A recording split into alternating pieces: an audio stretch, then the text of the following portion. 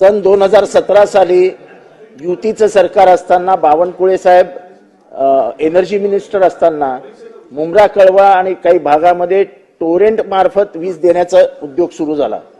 अध्यक्ष महोदय, आता जवळजवळ 2007 वर्ष होत आली, तेव्हाही तेच सरकार होतं, आताही तेच सरकार आहे। अध्यक्ष महोदय, इतकी भरमसाठ बिलं येत आहेत, त्याबद्दल आम्ही वारंवार तक्रारी करतो।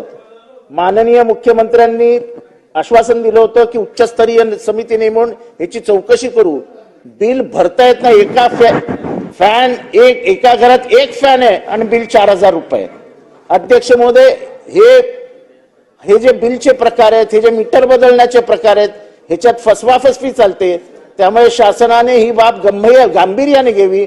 मुंब्रा कळव्यामध्ये 50% माणसं ही अंडर पॉवर्टी लाईन आहेत, तरी सरकारने ही बाब गांभीर्याने घ्यावी, अन्यथा